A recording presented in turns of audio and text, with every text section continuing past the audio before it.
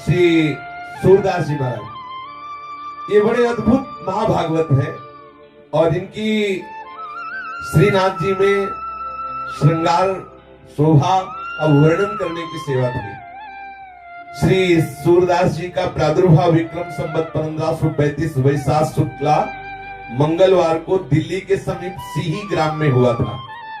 सिही ग्राम जहां जन्मेजय जी ने सर्पेष्टि यज्ञ की थी, उस स्थान का नाम सिही ग्राम। वहीं श्री सूरदास जी का प्रादुर्भाव, जैसे प्रभु पधारे वैसे उनके सखा भी पधारे। प्रभु श्रीनाथ जी के ये सब निजी परिकर हैं, अष्ट सखा के स्वरूप में ये महापुरुष जन जो थे वो पधारे। श्री सूरदास जी अकिंचन सारस्वत ब्राह्मण कुल में जन्म लिए, बहुत ही गरीब ब्राह्मण कुल। कोई कोई जो ये कहते हैं कि रुणकता नामक ग्राम में सूरदास जी का जन्म हुआ, वो ठीक बात नहीं है। सूरदास जी रुणकता ग्राम के पास गौ घाट पर बाद में लौट, जब वहां से आए तो यहाँ कुछ दिन रहे, तो जो लोग नहीं जानते वो ये कह देते हैं कि सूरदास जी का जन्म रुणकता ग्राम में हुआ। ऐसा नहीं था। और सूरदास जी जन्म से अंधे थे, अंधे ही जन्मे थे। पिता माता, जब कोई बालक होता है तो हर्ष होता है, लेकिन जब ये प्रकट हुई तो उदासी हुई। जब देखा बालक के नेत्र नहीं तो किसी को हर्ष नहीं हुआ। देखो, संसार का बड़ा विचित्र स्वरूप है। जन्मांध बालक को देखकर सब उदासीन रहने लगे, कोई प्यार न करता सूरदास जी से। माता पिता परिवार का कोई नहीं, जहां पढ़े पढ़े, कभी माता को मन आया तो भले गोद में ले ले, कोई प्यार नहीं करता। श्री सूरदास जी को जब शुद्ध आई तो देखते थे कि कोई उनके समीप नहीं बैठता, तो देखते थे, क्या देखते थे, अंतर की वृत्ति से अनुभव करते कि ना माता दुलार करती, ना पिता, ना कोई भी ग्राम का, ना कोई परिवार का। भगवत प्रेरणा से बाल्यावस्था में ही इनके हृदय में दिव्य ज्ञान था। उसी समय छोटी अवस्था में ही उन्होंने एक पद गाया, स्वार्थ मीत सकल जग माही, स्वार्थ मीत सकल जग माही। ये संसार का स्वरूप है। सच्ची मान लीजिए, सच्ची मान लीजिए, आप इनके काम लायक हैं इसलिए प्यार कर रहे हैं, नहीं कोई प्यार नहीं कर रहा, मान लीजिए। बोले क्यों बार बार कहते हो मान लीजिए? नहीं, बाद में पछताना पड़ेगा। अंत ही तो ही तजेंगे पामर, तू न तजय वही ते मन पछतई है और शर्मी। इतना पिता स्वार्थी कि कभी गोद में नहीं लिया सूरदास जी को, कभी दुलार नहीं किया, कभी माता ने प्यार नहीं किया, कभी कोई पास नहीं बैठता। अब आप विचार कीजिए, सब उपेक्षा। अच्छा, इस उपेक्षा का लाभ हुआ सूरदास जी को। हर समय बस एक बात हुई कि मुझ अंधे का तो एक ही सहारा है, श्री कृष्ण, श्री कृष्ण, श्री कृष्ण, श्री कृष्ण। यह है कृपा। हम तो चाहते हैं सबके ऊपर ऐसी कृपा हो सबके ऊपर ऐसी। अरे वो आंख से अंधे थे, हम तो दिमाग से अंधे हैं। जो हमें प्यार नहीं कर रहे हैं उनको भी कहते हैं कि हमें प्यार कर रहे हो, अपना जीवन हम व्यर्थ में नष्ट कर रहे हैं। अब उनके हृदय में बार बार निकलने लगा, हा कृष्ण, हा कृष्ण। ये बहुत कृपा है। भगवान ऐसी कृपा करे, सब जगह से ठोकर मिले, तुम्हें सब जगह अपमान मिले, सब तुम्हें छोड़ दे, फिर सबका मालिका के हाथ मिला ले। सच्ची बात है। सुनेरी मैंने निर्बल के बलराम, जिसका कोई नहीं होता मेरा ठाकुर उसको दुलार करता है। सूरदास जी का जो प्रथम चरण जीवन का बाल्यावस्था बड़ा दुखद, कोई प्यार नहीं करता। कभी याद आ गई तो माँ उपेक्षा पूर्वक रोटी दे देती, नहीं सभी मनाते थे मर जाए तो अच्छा है। उनको दिखाई तो देता नहीं कहाँ शौच जाना है, क्या करना है। अब आप थोड़ी देर आंख मूंद के ऐसा भाव करें कि जिसकी आंखें ना हो उसको कितना कष्ट होता है। सोचो, आप थोड़ी देर आप भावना करें, आप अपनी आंखें मूंदे, फिर सोचें, चल के देखिए, खाने पीने की, उठने बैठ, आप सोचो कितना भयानक। और फिर कोई प्यार ना करे, और कौन प्यार करेगा? सब स्वार्थी। आप देख लीजिए, प्रकट में इस महापुरुष के जीवन में देख लीजिए, सूरदास जी के हृदय में बड़ा एक व्याकुलता जनित दुख उदय हुआ कि कोई मुझे प्यार नहीं कर रहा। उसी समय सूरदास जी ने इस पद की रचना की, सुनेरी मैंने निर्बल के बलराम। आहा, जो हार गया अंदर से उसके लिए सहारा क्या है? हरिनाम। हो जो हरिनाम है, अगर हृदय में चल रहा तो महाबल है। आप निश्चित समझ लो, वो हरि को भी अधीन करने की सामर्थ्य रख लेता है। औरों की तो बात जाने दो। सुमीर पवन सुत पावन नामो, अपने बस कर राखे रामो। श्री सूरदास जी की 6 वर्ष की अवस्था है। एक दिन इनके पिता को किसी धनवान यजमान ने अपने यहाँ बुलाया पांडित्य कर्म के लिए। सारस्वत ब्राह्मण थे, कुछ उपरोहित कर्म किया तो उसने 2 मोहरें दी। बड़े प्रसन्न हुए, आए और समस्त परिवार से कहा कि भाई आज तो हमारे भाग्य खुल गए। सूरदास जी के पिताजी ने आज जजमान ने 2 मोहरें दी है और अब महीनों के लिए खूब खाने पीने के लिए हो गया। 2 मोहरें मिली हैं। बहुत सुंदर कपड़े में उसे लपेट करके ताक में रख दिया। अब संयोग की बात की रात में चूहा घुस गया और ताक में कपड़े में लपटी जो 2 मोहरें थी वो ले गया और छत में अपने बिल में रख दिया जाके। जब प्रातः कालीन पिताजी सूरदास जी के गए और ताक में देखा तो कपड़ा नहीं, मोहरे नहीं, बड़े दुखी हुए। अब तो छाती पीट पीट के रोना शुरू कर दिया। अब सूरदास जी ये सुन रहे हैं। सूरदास जी ने पिता को समझा, क्यों विलाप कर रहे हो? कृष्ण नाम से बढ़कर कोई मोहरे होती है क्या? अब तो सब का सब रोज सूरदास जी के ऊपर उतर गया। उनकी माता, उनके पिता कही, तू अब भागा, जब से जन्मा तब से हमारे घर में विपत्ति ही विपत्ति है। ना तू भागता है ना तू मरता है, ऊपर से हमें समझा रहा है। सब सूरदास जी को कोसने लगे, बरस पड़े सूरदास जी के ऊपर। अरे अभागे, तू जिस दिन से जन्म लिया हमारा चैन खो गया, दुख ही दुख। सूरदास जी चुप हो गए। अंदर ही अंदर कृष्ण नाम रटने लगे कि प्रभु आपकी बड़ी विचित्र लीला है। सूरदास जी जब देखा कि सब गाली वाली दे के शांत हुए तो बोले, देखो आप इतना मोहरों से प्रेम करते हो, अगर मैं आपकी मोहरे बता दूं कहां है तो बोले तुमने चुराई? बोले नहीं नहीं चुराई नहीं, लेकिन मुझे पता है। तो बोले जब चुराई नहीं तो तुझे पता कैसे? बोले मुझे दिखा रहे हैं। बोले तेरे नेत्र नहीं है। बोले जो मेरे नेत्र नहीं है उन नेत्रों से उन्हें दिखाई दे रहे, मेरे जो नेत्र है वो तुम्हारे नहीं है। मैं उन नेत्रों से देख के बता रहा हूं, पर एक शर्त है, हम आपकी मोहरे बता देंगे जहां छुपी हुई है, पर फिर हम घर से निकलेंगे तो आप हमें रोकोगे नहीं। वो ऐसे ही उनसे प्यार नहीं कर रहे थे कोई। अरे बोले भैया तुम मोहरे बताओ, अभी जा, बता कहां रखी है। श्री सूरदास जी ने कहा ऊपर छत में जाइए, चूहे का बिल है, बिल के अंदर जाकर के उसे थोड़ा खोदिए। चूहा ले गया और वही है। पिताजी और परिवार के लोग भाग के गए। जब वहां गए तो ठीक जैसा सूरदास जी ने कहा था वैसे ही वो मोहरे मिल गए। अब लौट के आए। सूरदास जी ने कहा अच्छा तो अब हम चले। तो उनको लगा बेटे में चमत्कार है। तब उन्होंने कहा कि भाई अब तुम हमें छोड़ के कैसे जा? अभी कह रहे थे मर क्यों ले जाता, भागे। 2 मोहरे मिल गई तो अब गले लगा के, रे भाई तुम कैसे हमें छोड़ के जाओगे, हम तुम्हारे बिना कैसे रहे? सूरदास जी अंदर ही अंदर मुस्कुराए, अरे स्वार्थी संसार। तो वो कहा नहीं नहीं पिताजी अब आज्ञा कीजिए, अब हम तो जा रहे हैं। श्री सूरदास जी घर से राह में उनको छोड़ दिया गया। धीरे धीरे चल रहे हैं, 4 कोस पैदल चले।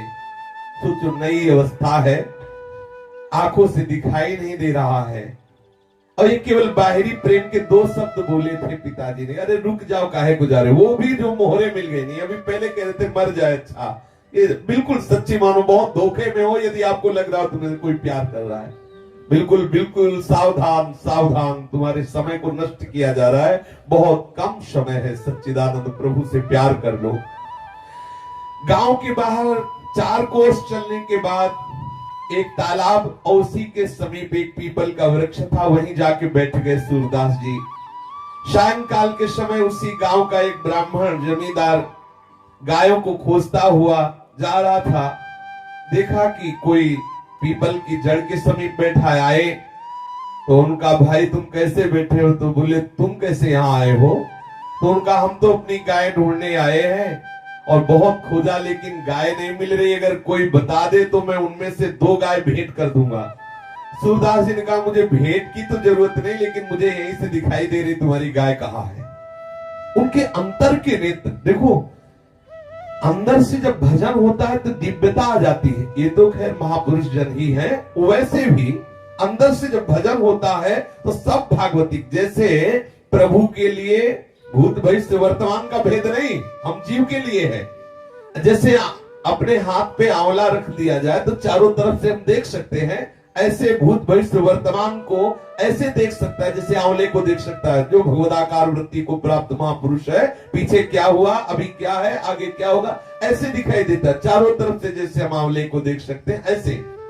सूरदास जी ने कहा मुझे तुम्हारी 2 गाय भेंट तो नहीं चाहिए, पर मैं बता सकता हूं कि तुम्हारी गाय कहाँ है। यहां से 1 कोस दूर जाओ और वहां जमींदार की, जो जमींदार है उसकी घुड़शाला है, घुड़शाले में तुम्हारी सुंदर गायों को बांध लिया गया है, जाओ। अब बता दिया, वो गया, जमींदार को पता पूछा, उसके घुड़साल में गया तो वहां देखा उसकी गाय बंधी थी, बड़ा प्रसन्न हुआ, अपनी गायें वो खुलवा के लाया। अब उसने कहा श्री सूरदास जी से कि आप 2 गायें ले लो। सूरदास जी ने कहा कि मुझे गाय नहीं चाहिए, मैं तो ठाकुर जी के चरण आश्रित हूं। ब्राह्मण बहुत प्रभावित हुआ कि इतनी छोटी अवस्था, इतना उच्च कोटि का प्रभाव। उसने कहा तो फिर मुझे एक आदेश करो, तुम ऐसे पीपल के नीचे बैठे हो, मैं यहाँ एक झोपड़ी बनवा दूं। सूरदास जी ने कहा ठीक है, ये कर सकते हो। तो सुंदर एक झोपड़ी बनवा दी और खाने पीने की व्यवस्था कर दी, और 1-2 आदमियों से कहा कि इनकी देख रेख करते रहना, कोई इनको सतावे ना, क्योंकि इनको दिखता नहीं है। सूरदास जी के बहुत दिव्य सगुण, बहुत सुंदर गुण, क्योंकि जो भजन करता है उसमें दैवी संप्रदा का जागरण हो जाता है। ख्याति बढ़ने लगी, वहां बहुत से लोग आने लगे और शिष्य बनने लगे श्री सूरदास जी के। अब सूरदास जी सबको उपदेश करते, लेकिन सम्मान अंदर से स्वीकार नहीं करते। बहुत लोग मान करने लगे। 12 वर्ष तक उस पीपल की जड़ के नीचे सूरदास जी रहे, उस झोपड़ी के नीचे। एक दिन रात्रि में सहसा सूरदास जी के मन में विचार आया था कि आए थे हरिभजनन को औटेला के पास, यहाँ तो बहुत लोग शिष्य बन गए, बहुत भीड़ हो गई, हमारा एकांत भंग हो रहा है, अब मुझे हटना चाहिए यहाँ से। हमारी मूढ़ता देखो, मैं इसमें सुख मान रहा हूं, मैं अपने लक्ष्य को भूल गया, सब कुछ त्याग करके एक वस्त्र शरीर में धारण करके वहां से चल पड़े। बिना विश्राम किए पूछते हुए फिर विश्राम घाट में आए, मथुरा में विश्राम घाट में, और यहाँ कुछ दिन घाट में रुके रहे। फिर यहाँ से रुनकता ग्राम के निकट यमुना घाट पर पहुंचे, जिसे गौ घाट कहते, वहां रहने लगे। सूरदास जी का बड़ा ही सुंदर गला था, गान करने में बहुत ही सुंदर स्वर था, और विचार शक्ति बहुत तीव्र थी, भगवत भक्ति महान। इन सब सद्गुणों से गौ घाट में भी भीड़ लगने लगी। गौ घाट में भी ब्रजवासी जन और बाहर के लोग आकर के इनके सामने बैठते, भगवत चर्चा करते। बहुत तो शिष्य हो गए। ये जन समाज में स्वामी जी के नाम से जाने लगे, स्वामी सूरदास जी। जिन दिनों श्री सूर स्वामी गौ घाट पर अपना निवास बनाए हुए थे, उसी काल में श्रीमद वल्लभाचार्य जी महाप्रभु भक्ति मार्ग की अद्भुत प्रकाश को फैला रहे थे।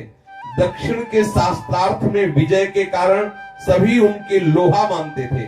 संवत 1567 में श्री वल्लभाचार्य जी जब अपने बहुत से सेवकों को साथ लिए हुए प्रयाग के पास एक स्थान है, वहां से ब्रज आ रहे थे, तब श्री महाप्रभु का गौ घाट में पड़ाव पड़ा। सब लोग श्री यमुना स्नान करके नित्य कृत्य से निवृत्त होकर के रसोई बनाने में लगे। एक सेवक ने सूरदास जी को वृत्तांत सुनाया कि कोई बहुत बड़े महापुरुष पधारे हुए हैं गौ घाट में ही, शायद उनका नाम श्रीमद वल्लभाचार्य जी है, ऐसा बताया। सूरदास जी बोले, मेरे हृदय में कुछ हो रहा है, ऐसा लग रहा है कि मैं जिनकी खोज कर रहा था वो आ गए, मुझे उनसे मिलाया जाए। सुखपूर्वक जब विराजमान हो आचार्य चरण, तो मुझे बताया जाए, सावकाश मिलने पर मैं उनके सामने जाकर के प्रणाम करना चाहता हूं। एक सेवक ने ऐसा ही किया। जब देखा कि आचार्य चरण आराम से विराजमान है, सूरदास जी से कहा कि अब बहुत बढ़िया अवसर है, शीघ्र चलिए। सूरदास जी सेवक के साथ गए। श्री आचार्य चरण आसन पर विराजमान थे। सूरदास जी ने अपने हाथ उठाए ऊपर और साष्टांग आचार्य चरणों में प्रणाम किया, बैठ गए दैन्यता से। आचार्य चरण ने कहा, मैंने सुना है तुम भगवान का यश गाते हो, सुनाओ, कोई पद सुनाओ। तो श्री सूरदास जी ने सुनाया, हरि हो सब पतितन को नायक, हरि हो सब पतितन को नायक। श्री सूरदास जी महाराज जी ने आचार्य चरण को एक पद सुना। आचार्य चरण कुछ नहीं बोले तो सूरदास जी को लगा कि अब दूसरा पद सुनाए, क्योंकि जब तक, जैसे महापुरुष बोले कि सुनाइए, तो जब तक वो ये ना कहने कि रुक जाइए तब तक सुनाते ही रहिए, अपनी तरफ से नहीं। ये गुरुजनों का जो सेवन का स्वरूप है कि अगर उनका सुनाओ तो जब तक या तो वो ग्रंथ खत्म हो जाए तो फिर हम इंतजार करेंगे कि वो आदेश क्या कर रहे हैं, नहीं तो हम सुना ही रहे जब तक वो रोक न दे। अगला पद सुनाना प्रारंभ किया सूरदास जी ने, प्रभु हो सब पतितन कोटि को, प्रभु हो सब पतितन कोटि को। अब आचार्य चरण बोले। श्री वल्लभाचार्य जी ने मुस्कुराते हुए कहा, तुम्हारा नाम सुना था कि सूर है। सूर माने होता है बलवान। ये घिघियाना कब बंद करोगे? ये होता है प्रेमी जनों की महिमा। उन्होंने सूर माने बलवान होता है। तुम्हारा नाम तो सूर है, ये घिघिया रहे हो, कब तक घिघियाते रहोगे? कब तक दीन बनकर ऐसे रोते रहोगे? अरे हरि की लीलाओं का गायन करो, घिघियाना बंद करो। श्री आचार्य चरण ने सूरदास जी से कहा। सूरदास जी ने हाथ जोड़कर कहा, प्रभु मुझे बिल्कुल लीला का कोई अनुभव नहीं हो रहा है, फिर बनावटी मुझसे गाते नहीं बनेगा, अंदर कोई लीला स्फुरित हो नहीं रही है, तो मैं जैसा हूं वैसे ही दीनता की बात करता हूं। अगर कोई लीला स्फुरित हो तब तो गाऊं। देखो महापुरुषों की कैसी करुणा बरसती है। श्री महाप्रभु जी ने कहा कि तुम्हारे अंदर दिव्य दृष्टि का संयोग है, चिंता मत करो, अभी खुल जाएगी। जाओ यमुना स्नान करके आओ। चाबी है आचार्यों के पास। वो तो नरवाहन प्रभु निहार लोचन भरे घोषनार, घोर पापाचरण करने वाले को भी प्रभु निहार लोचन भरे घोषनार, नख सिख सौंदर्य काम दुख निकंदिनी। आहा, वो चाहे तो घोर पापात्मा को एक सेकंड में निकुंज के दिव्य लीला विलास में प्रवेश करा दे, सामर्थ्य आचार्यों में। आचार्य चरण ने कहा, अच्छा जाओ यमुना स्नान करके आओ, हमारी लीला का भी अनुभव हो जाएगा। सूरदास जी प्रणाम करके तत्काल गए, स्नान किया यमुना जी में, फिर श्री आचार्य चरणों में उपस्थित हुए आके। श्री महाप्रभु जी ने श्री सूरदास जी को विधि पूर्वक अष्टाक्षर मंत्र की दीक्षा देकर ब्रह्म संबंध कराया। तत्पश्चात श्रीमद् भागवत दशम स्कंद की अनुक्रमणिका सुनाई। गुरु कृपा हुई। जी ही सदगुरुदेव के द्वारा मंत्र ब्रह्म संबंध और कृपा हुई तो सूरदास जी के हृदय में महान प्रेम लक्षणों भक्ति का प्रादुर्भाव हो गया। प्रेम का संचार होते ही दिव्य लीलाएं प्रकट होने लगी। आहा, प्रभु की दिव्य लीलाएं स्फुरित होने लगी। महाप्रभु जी ने पूछा, कहो सूरदास, कुछ सूझ रहा है अंदर से, कुछ समझ में आ रहा है, कुछ दिखाई दे रहा है? सूरदास जी बोले, जय जय, पूरा का पूरा दिखाई दे रहा है। आपकी गोद में श्री लालजू महाराज खेल रहे, मैं देख रहा हूं। सूरदास जी कह रहे हैं आचार्य चरण से, आपकी गोद में लालजू खेल रहे हैं, अद्भुत नील कांति है, श्याम रंग ऐसा है कि हमारी वाणी में सामर्थ्य नहीं बता सकूं, और वो बालक मेरी तरफ देख करके कुछ बोल रहा है। महाप्रभु जी ने मुस्कुरा के कहा, तो अब सुनाओ, अब लीला का कोई पद सुनाओ। तो श्री सूरदास जी ने पहला पद लीला का सुनाया। चकैरी चली प्रेम सरोवर, जहां न प्रेम वियोग। छकई चली प्रेम सरोवर, जहान प्रेम वियोग। श्री सूरदास जी ने इस पद को पूरा करके सुनाया। फिर आनंद मगन होकर ब्रज भयो महर के पूत, जब यह बात भयो महर के पूत, जब यह बात सुनी। ये बधाई का लालजू का प्रादुर्भाव हुआ है, अद्भुत नंदोत्सव मनाया जा रहा है। ये लीला देखी, ये पद गायन करके श्री आचार्य चरण को सुना। महाप्रभु बहुत प्रसन्न है, बोले सूरदास जी अब तुम्हारा लीला में प्रवेश हो गया है, अब तुम्हारे हृदय में दिव्य दिव्य नवीन लीलाएं श्री लालजू की प्रकट होती रहेंगी। आचार्य प्रभु ने इन्हें 3 दिवस गौ घाट में रुक करके सुबोधनी, पुरुषोत्तम सहस्त्र नाम ये सब श्रवण कराया, जिससे इन्हें संपूर्ण भागवतों के रहस्य का परिज्ञान हो गया। सूर सागर में श्री सूरदास जी ने भागवत के 12 स्कंधों का तात्पर्य और भी अन्य प्रसंगों का वर्णन किया। श्रीमद वल्लभाचार्य जी ने श्री सूरदास जी को साथ में ले लिया और फिर गौ घाट से ब्रज को प्रस्थान किया। सर्वप्रथम महाप्रभु जी ने शिव साथ में लाकर सूरदास जी को गोकुल के दर्शन कराए, गोकुल में लाए और कहा सूरदास प्रणाम करो, ये लालजू का गांव है गोकुल। सूरदास जी ने जे ही प्रणाम किया तो दिव्य गोकुल के दर्शन होने लगे। बाहरी नेत्र नहीं है, ये पूर्ण वो जो लालजू का दिव्य गोकुल है, दिव्य गोकुल का दर्शन हुआ। सूरदास जी के रोम रोम खड़े हैं, हृदय आनंद से नाच रहा है कि गुरु कृपा कितनी महा महिमा में होती है, जो अनंत जन्मों के साधनों से बात नहीं बनती, गुरु कृपा से कितने शीघ्र वो दिव्य गोकुल का दर्शन। श्री सूरदास जी गोकुल को बार बार प्रणाम कर रहे हैं, वो दिव्य रूप गोकुल का दर्शन किया। प्रणाम करते ही गोकुल की समस्त लीलाएं स्फुरित हो गई। गोकुल में जो जो लीलाएं ठाकुर जी ने की वो सब सूरदास जी के हृदय में स्फुरित हो गई। आचार्य चरण को गा के सुनाने लगे, देखो कितने सुंदर लालजू हैं। शोभित कर नवनीत लिए, शोभित कर नवनीत लिए। श्री आचार्य वल्लभाचार्य जी को ये सुंदर स्वरूप का गान करके सुनाया सूरदास जी ने। महाप्रभु वल्लभाचार्य जी बहुत प्रसन्न हुए और कहा सूरदास जी तुमको एक सेवा देते हैं।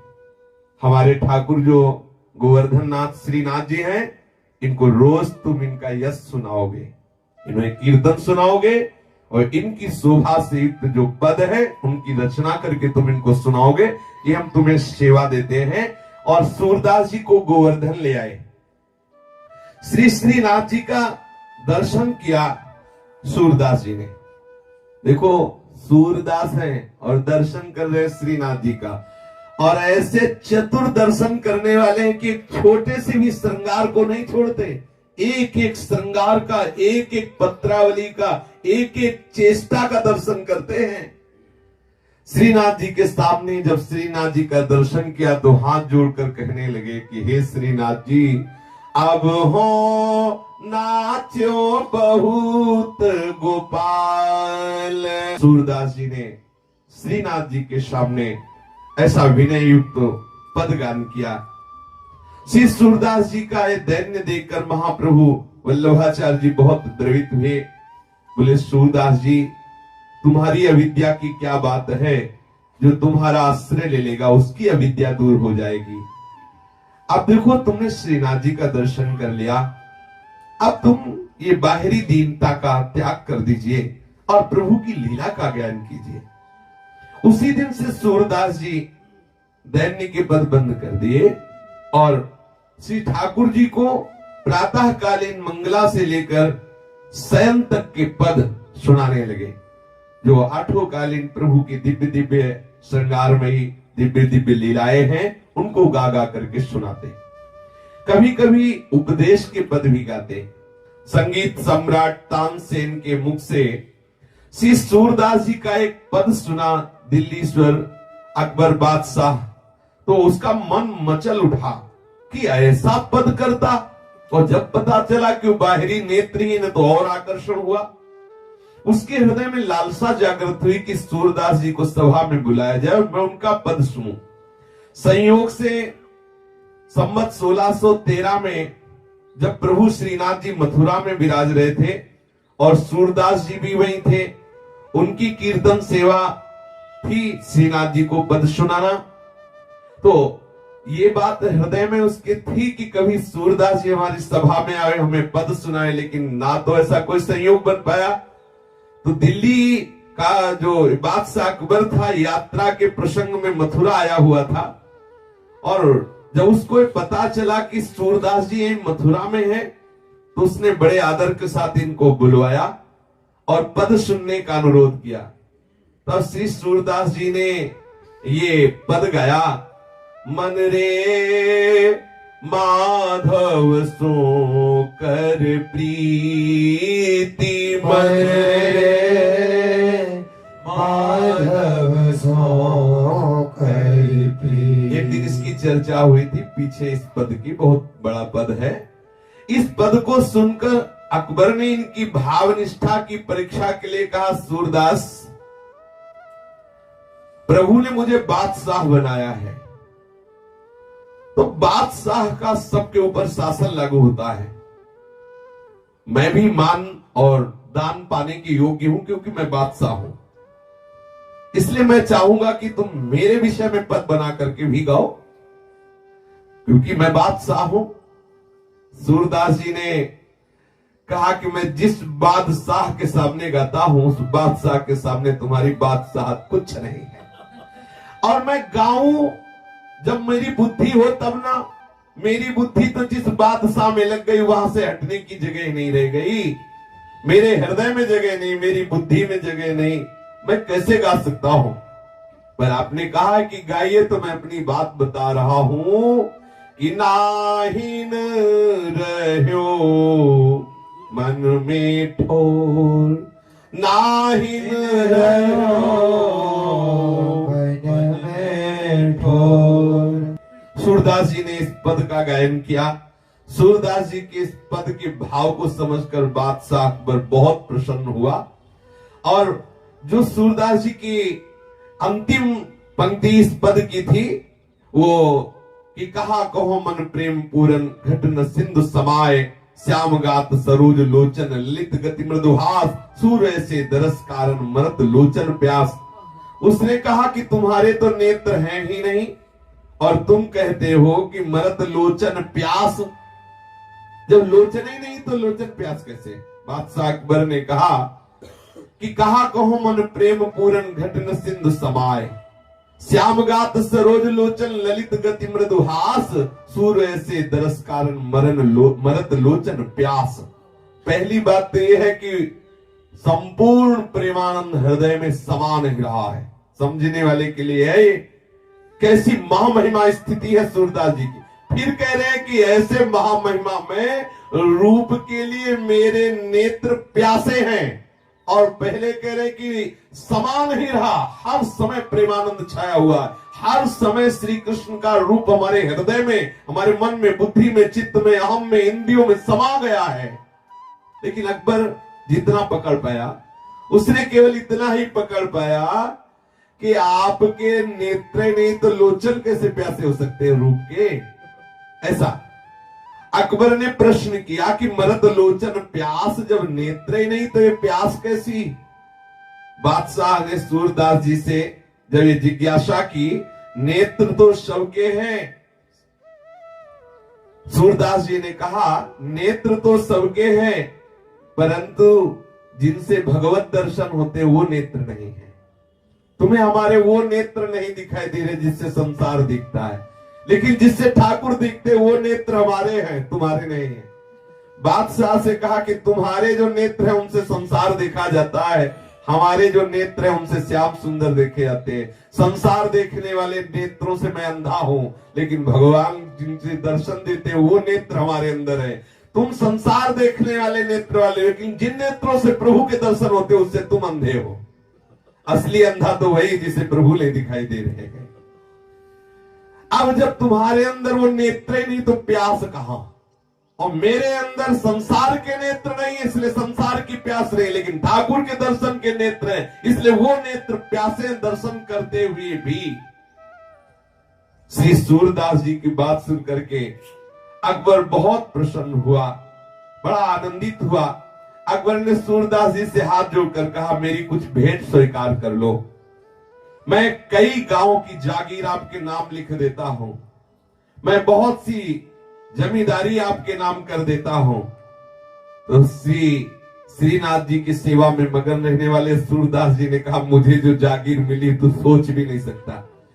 अकबर बादशाह से कहा कि तुम्हें लग रहा है कि सूरदास जी के पास ये जागीर नहीं, लेकिन मुझे जो जागीर मिली मुझे तरस आती कि तेरे पास वो जागीर नहीं है। ये है बादशाहों के बादशाह, जिनको प्रभु के चरणारविंद का बल मिल गया है, जिनको प्रभु के नाम का धन मिल गया है, उनके लिए बादशाह बेचारा है, बेचारा। ये वही समझता है जो इस तरह प्रभु के अनुराग रंग में रंगे हुए हैं। नहीं चाहिए मुझे तुम्हारी जमींदारी, नहीं चाहिए जागीर। तुम 2-4 गांव की जागीर दे सकते हो, या हम अनंत ब्रह्मांडों के स्वामी के गुलाम हैं, अनंत ब्रह्मांडों के, जिनके रोमकूप में करोड़ करोड़ ब्रह्मांड वास करते हैं। मैं ऐसे बादशाह का सेवक हूं, तू तो एक मुल्क का बादशाह है, तू क्या दे सकता है? 2-4 गांव? आप सोचिए। श्री सूरदास जी के इस भाव को सुनकर, इस बात को सुनकर के झेप गया अकबर बादशाह, और वो भी भगवत चरणारविंद का स्मरण करने लगा। सूरदास जी श्रीनाथ जी के चरणों का स्मरण करते हुए वापस आ गए। ऐसी महा महिमा में स्थिति देख के जितना गोस्वामी परिकर था आचार्य चरण का, वो सब बहुत प्रभावित है कि सूरदास जी की इतनी प्रवीण बुद्धि है। तत्काल उसी लीला का गायन करने लगते हैं। चमत्कारी महात्मा है। परिवार के जो छोटे छोटे आचार्य परिकर के बच्चे भी थे, उन्होंने कहा कि बहुत चमत्कारी है, जैसा श्रृंगार किया जाता है तत्काल वही गा देते हैं जो ठाकुर का श्रृंगार किया जाता है। हूबहू बिल्कुल, जैसी पोशाक, जैसी किनारी, जैसी पत्रावली, जैसे रंग के पुष्प, और प्रकट में आंख नहीं है, सामने ठाकुर के बैठे और वैसे ही रचना करके पद की गादी। बड़ा आश्चर्य। आंख वाला भी धोखा कर सकता है वर्णन करने में, कोई चूक कर सकता है, लेकिन सूरदास जी से कोई चूक नहीं होती। कौन सी पत्रावली बनी है, एक लट कहां विराजमान है, कौन सा छोटा आभूषण, सब वर्णन करते। श्री सूरदास जी की अपार महिमा को देख करके एक विनोद सूझा आचार्य परिकर को। श्री विठल नाथ जी से ये कहा गया कि आज इनको पोशाक ही मत धारण करवाओ ठाकुर को, और फिर लाओ श्री सूरदास जी को। आज देखते हैं क्यों कैसे वर्णन करते हैं। तो यद्यपि ये विनोद से ही है, क्योंकि सब परिकर जानते हैं कि ठाकुर जी का जो निरंतर चिंतन करते रहते हैं, उनके बाह्य नेत्र भले ना हो, लेकिन आंतरिक नेत्र निश्चित खुल जाते हैं, और उन्हीं नेत्रों से दर्शन होते हैं। निकसी कुंज ठाढ़े भये भुजा परस्पर अंश, श्री राधा वल्लभ मुख कमल निरखे नयन हरिवंश। तो गोसाई जी ने कहा कि पहले जो अभी श्रृंगार है, इस श्रृंगार रूप में लाते हैं सूरदास जी को, और फिर तत्काल वो श्रृंगार उतार देते हैं, सूरदास जी को दूर बैठाते हैं और बिल्कुल श्रृंगार नहीं, कोई वस्त्र नहीं, कोई पोशाक, फिर लाते हैं, फिर देखते हैं, क्योंकि पहले अभी श्रृंगार किया गया, पूर्ण श्रृंगारी, वो आके बैठे। अब वो क्या वर्णन करते हैं, और थोड़ी ही देर में वो जहां जाए तो पूरा श्रृंगार उतारा जाए, और फिर ठाकुर जी को ऐसे साफ, फिर अगर वो वर्णन करते तो देखो ये विनोद सुहाई दिया। श्री सूरदास जी को सामने लाए, सूरदास जी देख रहे हैं, कह रहे हैं अभी पोशाक धारण की बिल्कुल श्रृंगारित है। कहा लो बरनो सुंदरताई, कहा लो बरनो सुंदरताई। सूरदास जी ने जब इस शोभा का ऐसा वर्णन किया तो श्री गोसाई जी महाराज के परिकर ने परीक्षा के लिए श्री ठाकुर जी महाराज की सब पोशाक उतार ली, केवल थोड़ी सी मोतियों का श्रृंगार, केवल मोती शरीर में धारण कराए और कहा कि सूरदास जी बहुत सुंदर हमने ठाकुर जी का श्रृंगार किया है, अब आप गा के बताइए कि हमारे ठाकुर जी कौन कौन सा पोशाक धारण किए हुए हैं, कौन कौन से आभूषण हैं, क्या श्रृंगार धारण किए हुए हैं, आप बताइए। श्री सूरदास जी प्रारंभ हो गए। देखे री हरि नंगम नंगा, देखे री हरि नंगम नंगा। हे सखी, आज मैंने देखा श्री हरि नंगम नंगा है, कोई पोशाक नहीं धारण किए। आश्चर्य हुआ, सब गोस्वामी परिकर को बड़ा आश्चर्य हुआ, कैसी दिव्य दृष्टि है। श्री ठाकुर जी महाराज को जैसे ही पट खोला वैसे ही वर्णन कर रहे। आज एक भी अन्य आभूषण नहीं है, एक भी पोशाक नहीं है, केवल थोड़ा मोतियों का श्रृंगार है। श्री सूरदास जी महाराज ऐसी महामहिमामयी स्थिति में हैं, फिर भी अचानक उनका एक कुएं में गिरना होता है पूर्व प्रसंग में, और 7 दिन 7 रात उस कुएं में पड़े रहते हैं। जब देखा निकालने वाला कोई नहीं आ रहा तो ठाकुर जी से बहुत लड़े अंदर ही अंदर, क्या तुमसे कहे तभी तुम निकालने आओगे? 7 दिन हो गए, 7 रात हो गए, कोई भोजन नहीं, कोई पानी नहीं, बड़े भक्त वत्सल कहलाते हो। क्या था सुदामा जी के उन चावलों के टुकड़ों में कि बिक गए, हम 7 दिन से कुएं में पड़े। प्रहलाद जी ने क्या आपको ऐसा प्यार दिया कि खंभे से निकल पड़े? मुझे 7 दिन हो गए ठाकुर जी से लड़े, जैसे नरसिंह मेहता जी जब लड़े ठाकुर जी का, तुम्हारी मौसी लगती है, तुम्हारी बुआ लगती है, ऐसे। हाँ, अच्छा, अब किससे लड़े? है कौन? हम रीझेंगे तो इन्हीं से, खींचेंगे तो इन्हीं से। भाई अगर हमारे अंदर गुस्सा आएगी तो किसके ऊपर आएगी? बोले गुस्सा करना प्रभु के ऊपर ठीक नहीं, हम कहते इन्हीं के ऊपर गुस्सा करो, दूसरे से करना ठीक नहीं। दूसरे से करना बिल्कुल ठीक नहीं, उससे अपना परमार्थ बिगड़ जाएगा। और इनसे गुस्सा करने से बहुत लाभ है, कभी हानि नहीं होनी, पक्का समझ लो। और गुस्सा उसी से किया जाता है जिससे अधिक प्रेम होता है।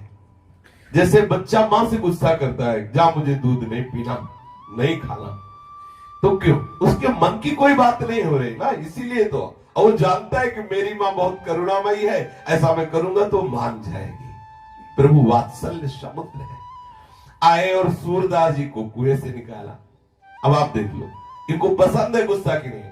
7 दिन से गुस्सा नहीं किया तो नहीं आए, जब गुस्सा किया तो तत्काल आ गए। बड़े लीला बिहारी हैं, ये बहुत ऊब जाते हैं। जैसे होता है ना कि रोज मिठाई खाए थोड़ा खट्टा भी चाहिए, ऐसे ही ऊब जाते। हे नाथ, आप स्वामी, आप सुनो, ये थोड़ा। बोले रुक, गैया अलग कर, अब आज से तू हमारे परिकर में गाय नहीं चराएगा, नहीं खेलेगा। अवकाश पकड़ते हैं, जैसे ग्वालिया वाले कहते, आज के बाद तेरे को देखूंगा नहीं, बोलूंगा नहीं, छूंगा नहीं तुझे। ये है थोड़ा चटपटा, जैसे बहुत मीठा पाए पाए, ये मीठा है विनय आदि। और जब कोई भक्त उनसे रूस जाता, लेकिन रूस वही जाएगा जिसका पूर्ण आत्मसमर्पण है, उनके सिवा कोई है नहीं।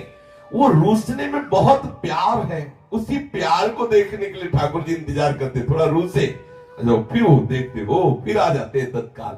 7 दिन बाद जब श्री सूरदास जी को कुएं से बाहर किया, तो बाहर करके छोड़ के अलग हो गए, तब सूरदास जी को आज खटका पूरे जीवन में कि अगर मेरी बाह्य आंखें होती, अंदर से तो देखता ही हूं इनकी लीला, अगर बाह्य होती तो देखते कैसा रूप रख के आए हैं प्रकट में।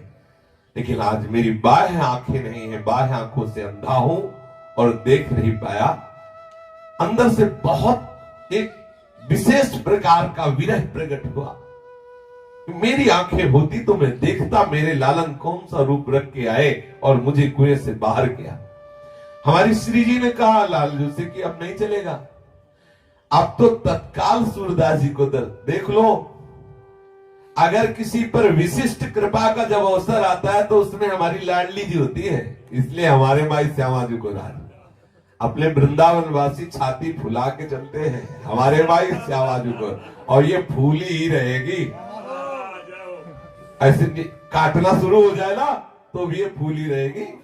ये कोई ऐसे नहीं कि मिल रहा है तो फूली, नहीं मिला तो वो गैस निकल गई, ऐसी गैस नहीं है। हाँ, ये मोक्ष मिलने पर भी फूलन नहीं होती। हम जिस फूलन की बात कर रहे हैं ये फूलन मोक्ष मिलने पर भी नहीं होती, ये ठसक मोक्ष में भी नहीं है, ये आनंद, ये सुखानुभूति, ये महामहिमा में गर्व मोक्ष में भी नहीं। हमारे माई श्यामा जी को कैसी लाडली जी हमारी कृपा। लालजू से कहा चलो सूरदास जी के पास चलो और हम दोनों मिलके उनको दर्शन देते हैं। लालजू ने कहा कि नहीं रहने दीजिए। लालजू ने कहा नहीं, तुम श्री जी ने कहा नहीं अभी चलते। गलबैया दिए हुए नजदीक गए। अब सुना के लालजू सूरदास जी को महान सौभाग्य प्रदान करने के लिए कह रहे किशोरी जू इस अंधे के नजदीक मत जाना, क्योंकि अंधे की बहुत जोर की पकड़ होती है, आपके चरणों को पकड़ लेगा तो छोड़ेगा नहीं। मतलब लालजू अपने अमृत में वचन से सूरदास जी को संबोधित कर दिया कि सखा चूकना मत, प्यारी जू पधारी है कृपा करने के लिए। अब प्यारी जू आपके ऊपर महाप्रेम रस की वर्षा करने के लिए पधारी, चरण पकड़ ले। तो लाडली जू ने कहा हम तो जाएंगे नजदीक, बहुत प्यारी है। बोले हम तो जाए। अब सुंदर प्रेमामृत की वर्षा करने वाले नूपुरों को झनकारती हुई करुणामयी किशोरी सूरदास जी के सामने गई। श्री लालजू ने कहा कि प्यारी जू आप तो बिल्कुल सामने पहुंच गई और ये सूरदास पकड़ ही लेगा। संबोधन करेंगे सूरदास जी बिल्कुल सामने आ चुकी, लाडली जू पकड़। अब ऐसे नहीं कह रहे तो ऐसे कह रहे हैं कि प्यारी जू आप तो बिल्कुल सामने नजदीक पहुंच चुकी है, ये सूरदास पकड़ लेगा। तत्काल सूरदास जी ने प्यारी जू के अत्यंत प्रेमामृत समुद्र का प्रवाह करने वाले कोमल सी चरणारविंदों का स्पर्श किया। सत प्रेम सिंधु मकरंद रसोग धारा सारा नजस्मृता सर्वदास्विते। सच्ची मानिए अपार भाग्यशाली महामहिमाशाली वो है जिनको हमारी प्यारी जू के चरणों का आश्रय हो गया। मेरी लाडली जू, मेरी किशोरी जू। सब सत्संग का पूर्ण सार यही है, जिसने इन गोरे चरणारविंदों को अपना जीवन समर्पित कर दिया। सूरदास जी प्यारी जू के चरणों का स्पर्श प्राप्त करते ही विकल हो गए। अब श्री लालजू ने इशारा किया लाडली जू से कि लाडली जू ये तो भाव में डूब रहे, अब अपने श्री चरण आप हटा लीजिए। तो जे भी प्यारी जू ऐसे चरण हटाए तो श्री जी की ही इच्छा से सूरदास जी का हाथ श्री लाडली जू के श्री चरणों के नूपुर में एक पेच पे पड़ा और तत्काल वो पेच ढीला होके खुल गया और नूपुर हाथ में आ गए। श्री लाडली जू के श्री चरण का एक पैंजनी, एक नूपुर श्री सूरदास जी के हाथ में आया। अब श्री जी थोड़ा दूर हुए। श्री जी ने कहा कि सूरदास ये मेरे चरण का नूपुर है, मुझे दे दो। बोले आंखों से अंधा हूं, कैसे जानूं कि आपके ही श्री चरणों का नूपुर है। जब दूसरे श्री चरण में नूपुर देखूं और मिलान करूं कि आपके ही श्री चरणों का है तो मैं अपने हाथ से पहना दूंगा। मैं देखना चाहता हूं कि आपके ही श्री चरणों का है कि नहीं। लाडली लाल की तरफ देखी, लालजू लाडली की तरफ देखे, दोनों के इशारे में बात तय हो गई और लाडली जू ने जे ही श्री सूरदास जी के नेत्रों का स्पर्श किया उनके नेत्र खुल गए। देखा सामने प्रेम समुद्र का सार श्री हमारी लाडली जू। ओहो कैसी अद्भुत सौंदर्यता प्यारी जू की है। इसी सौंदर्यता में अखिल लोग चूड़ामणि श्री लालजू महाराज जिनके सौंदर्य को देखकर, लावण्य को देखकर करोड़ों काम मूर्छित हो जाते हैं, ऐसे लालजू जिन सौंदर्य समुद्र स्वामिनी में आ सकते हैं, उनकी सौंदर्यता का कैसे कोई वर्णन करे। जो को कोटि कलप लगी जीवे कोटि रसना पावे, तव रुचिर बदनार बिंद की शोभा कहना। कैसे कोई प्यारी जू का सौंदर्य वर्णन करे। श्री लाडली जी के सौंदर्य को देख करके और लालजू के लावण्य को देख करके क्या दशा हुई होगी इस महापुरुष के हृदय में, कोई कैसे वाणी से वर्णन करे। विकल हो रहे सूरदास जी। प्रिया प्रीतम थोड़ी देर सूरदास जी के से आनंदमयी दशा का अवलोकन करके आह्लादित हो रहे हैं और सूरदास जी प्रिया प्रीतम की रूप माधुरी को देखकर छके जा रहे हैं।